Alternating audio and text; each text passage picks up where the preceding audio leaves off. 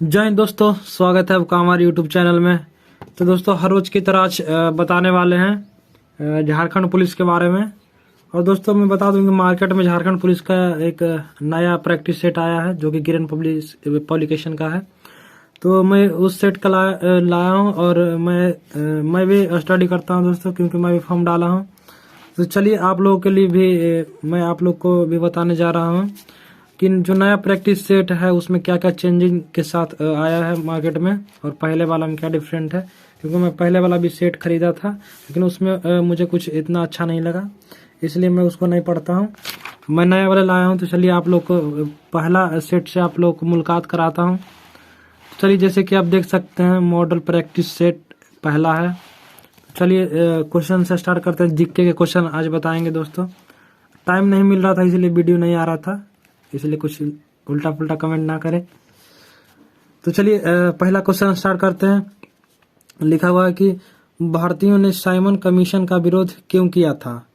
तो दोस्तों, आप लोग को पता होगा कि भारतीयों ने साइमन कमीशन का विरोध इसलिए किया था क्योंकि जब साइमन कमीशन भारत आया था तो भारतवासियों को बोला था कि आप लोग को हम रोजगार देंगे, अपने सेना में भर्ती करेंगे, और ऐसा काम नहीं कर रहा था। इसीलिए भारतीयों ने साइमन कमीशन का विरोध किया।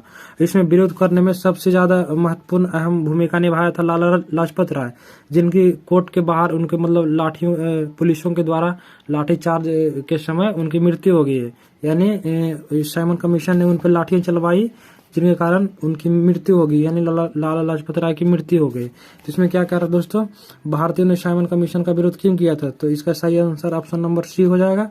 इसलिए किया गया था क्योंकि कमीशन के किसी भी सदस्य का भारतीय न होने के कारण, क्योंकि जो कमीशन में एक भी भारतीय काम नहीं कर रहे थे। समझ गए। चलिए, आप लोग का दूसरा सवाल है कि महात्मा गांधी ने 1932 ईस्वी में आमरण अनशन क्यों रखा। तो दोस्तों, महात्मा गांधी ने 1932 ईस्वी में आमरण अनशन इसलिए रखा था क्योंकि ब्रिटिश सरकार द्वारा दलितों के लिए पृथक चुनाव की घोषणा नहीं किया था। इसलिए महात्मा गांधी ने 1932 ईस्वी में आमरण अनशन रखा था। ठीक है दोस्तों। तो चलिए, आप लोग का ऑप्शन नंबर ए सही हो जाएगा, ब्रिटिश सरकार द्वारा दलितों के लिए पृथक चुनाव की घोषणा। ठीक है दोस्तों।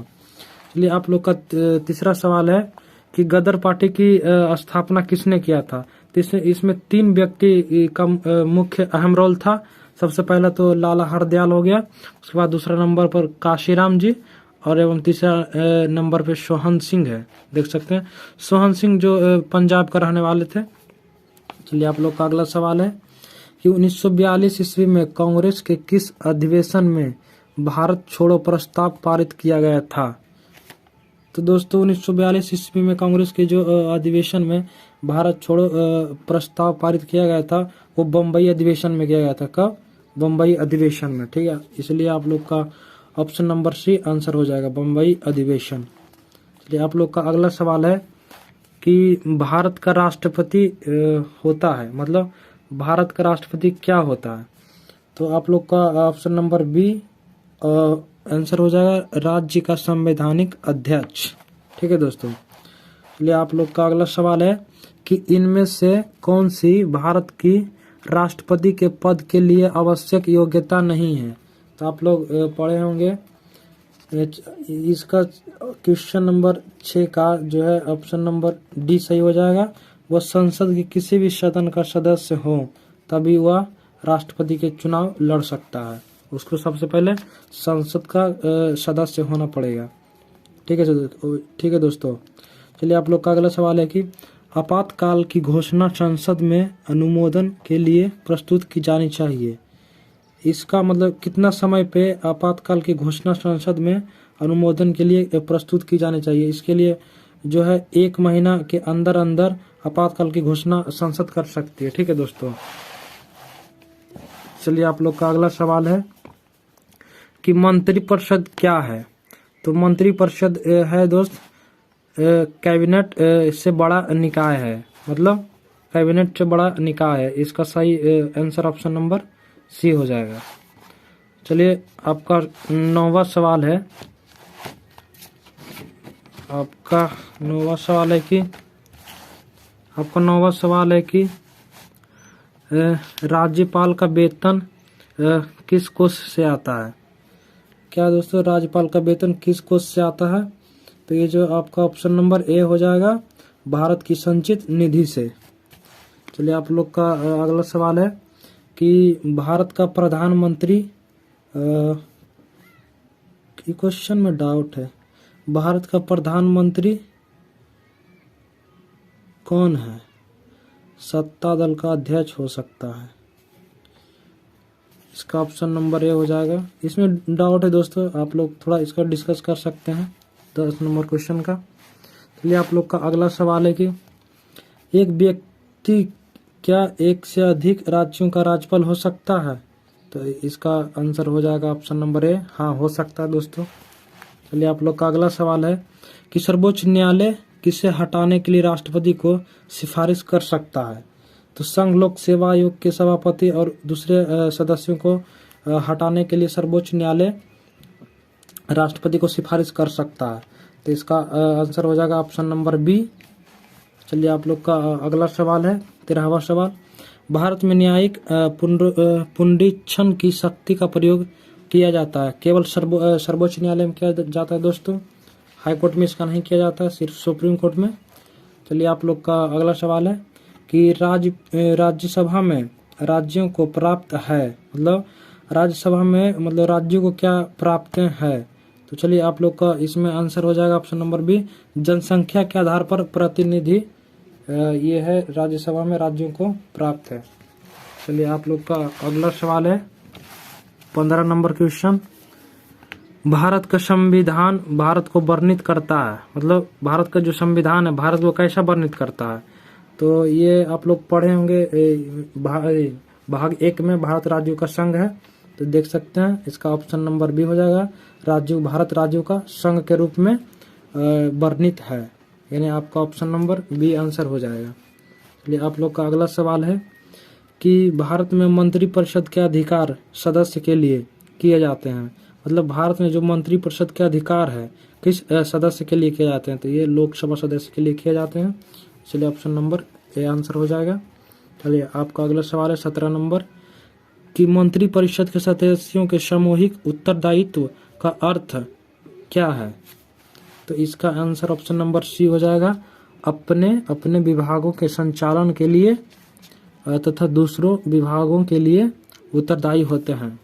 चलिए आपका अगला सवाल है 18 नंबर सवाल कि संविधान के किस संशोधन के अंतर्गत निजी संपत्ति का अधिकार मौलिक अधिकारों की सूची से निकाल दिया गया है? यानी ये दोस्त ये इसमें साफ साफ कहा गया है कि संविधान के किस संशोधन के द्वारा संपत्ति के अधिकार को हटाकर मौलिक अधिकार के सूची से निकाल कर इसे मतलब कहाँ रूपांतरित कर दिया गया है? तो दोस्तों ये जो बता दूं कि 44वें संविधान संशोधन के अंतर्गत संपत्ति के अधिकार को हटाकर ये भाग 12 में आर्टिकल 300 के क में कानूनी अधिकार बना दिया गया है दोस्तों। आपका सही उत्तर ऑप्शन नंबर सी हो जाएगा। आप लोग का अगला सवाल है 19वां सवाल कि किस राज्य के साथ बिछुआ लोक नृत्य संबंधित है? ये दोस्त बिछुआ को बिहू भी कहा जाता है दोस्त, ये बिहू जो लोक नृत्य है असम में मनाया जाता है। चलिए आप लोग का 20वां सवाल है लज्जा उपन्यास का लेखक कौन है? दोस्त ये तो मुझे नहीं पता है, इसे आप कमेंट में आप लोग बता सकते हैं। चलिए 21वां सवाल है कि विश्व पर्यटन दिवस कब मनाया जाता है? तो दोस्तों विश्व पर्यटन दिवस है जो कि 27 सितंबर को मनाया जाता है। चलिए आप लोग का अगला सवाल है कि किन राज्यों से होकर चंबल नदी बहती है? तो दोस्त मतलब ये जो चंबल नदी है ये 3 राज्यों से होकर गुजरती है। ये उत्तराखंड से निकलती है और उत्तराखंड से निकलती है तो उत्तर प्रदेश में गुजरती है, मध्य प्रदेश में गुजरती है और राजस्थान से गुजरती है, उसके बाद बंगाल की खाड़ी में मिल जाती है। चलिए आप लोग का अगला सवाल है कि भूमि से चारों ओर बंद यानी लैंडलॉक कौन सा राज्य है? मतलब लैंडलॉक कंट्री का मतलब जैसे दोस्त मतलब जैसे ये भारत है, ये भी भारत है, ये कोई देश है, ये भी कोई देश है, और इन चारों के बीच में अगर कोई देश है मतलब जिस समुद्र नहीं सटता है उसे हम लैंडलॉक कंट्री कहते हैं। तो इसमें क्या कह रहा है, भूमि में चारों ओर बंद लैंडलॉक कौन सा मतलब राज्य पूछ रहा है। तो इसमें से जो हो जाए, क्योंकि देखिए दोस्त, गुजरात भी समुद्र से सटता है, आंध्र प्रदेश भी सटता है और पश्चिम बंगाल भी सटता है, और ये जो बिहार है ये समुद्र से नहीं सटता है। तो आपका सही उत्तर ऑप्शन नंबर सी बिहार हो जाएगा। चलिए आप लोग का अगला सवाल है, इसमें दोस्त आप लोगों के लिए 25 जीके का क्वेश्चन लाए थे। चलिए अब 2 क्वेश्चन बच रहा है, लास्ट 2 क्वेश्चन, उसको देखिए। उसके बाद आगे और भी क्वेश्चन लाएंगे। जो कह रहा है 24वां क्वेश्चन कि किस राज्य के साथ झारखंड की दामोदर घाटी परियोजना में साझेदारी है। तो दोस्त जो झारखंड का दामोदर घाटी परियोजना है वो पश्चिम बंगाल के साथ लगती है, यानी पश्चिम बंगाल के साथ सटती है। चलिए आप लोग का अंतिम लास्ट प्रश्न है 25वां क्वेश्चन जीके का, कौन सा राज्य डाक क्षेत्र 8 के अंतर्गत आता है। तो दोस्त ये है बिहार। पहले इसमें झारखंड भी आता था दोस्त, लेकिन झारखंड जो है 15 नवंबर 2000 को बिहार से अलग हो गया, और 15 नवंबर 2015 को झारखंड अपने आप एक राज्य स्थापित किया दोस्तों। तो चलिए आई होप ये वीडियो आप लोग को अच्छा लगा होगा। अच्छा लगा होगा तो चैनल को सब्सक्राइब जरूर कर लें और बेल आइकन को प्रेस जरूर कर लें, ताकि इस सेट को, इसमें लगभग 24 सेट है दोस्त, और आप लोगों के लिए रोज ऐसे ही जीके का क्वेश्चन लाऊंगा। चलिए जय हिंद।